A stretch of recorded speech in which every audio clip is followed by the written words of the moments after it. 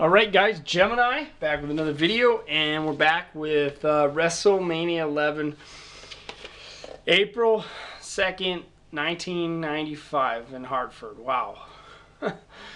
Now, this, for a long time, has, for me, ever been the worst WrestleMania ever. To me, this one was just absolutely terrible. I mean, it started off bad, you know, with a bunch of boring matches. To me, I don't know what it was, but like Jeff Jarrett and Razor Ramon, they never had good chemistry in the ring.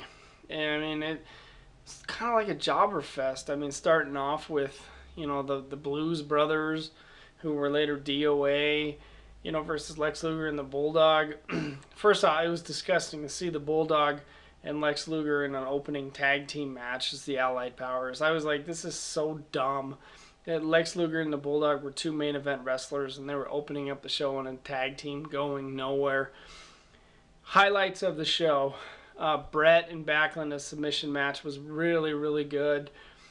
Watching Shawn Michaels' main event at WrestleMania was really, really good. You could see big things ahead for Shawn Michaels when he wrestled Kevin Nash in the main event, although a lot of people wanted Shawn to win the belt versus Nash. You know, Nash was a babyface.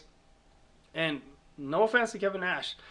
You know, I like Kevin Nash, but he was the lowest drawing WWF champion of all time. I mean, fans were not really with, you know, Diesel Power in 95. I mean, WWF in 95 was corny as shit. And they were doing a lot of dumb stuff.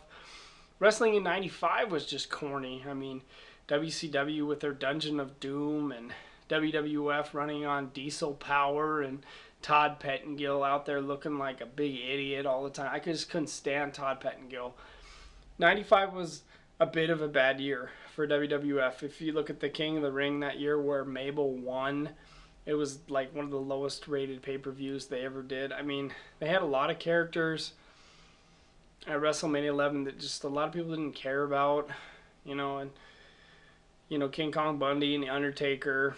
Undertaker's streak really hadn't been developed yet. I mean, I guess there's some highlights. I mean, Pamela Anderson and Jenny McCarthy, I mean, that part was cool.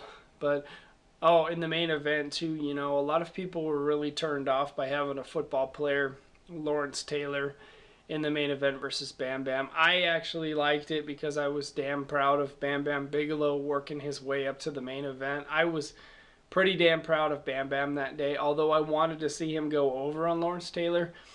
But the WWF had paid Lawrence Taylor $250,000, so obviously they were gonna protect their investment because they paid LT a lot of money to show up. And he wasn't bad in the ring, but he found out what professional wrestling is when he got cracked ribs.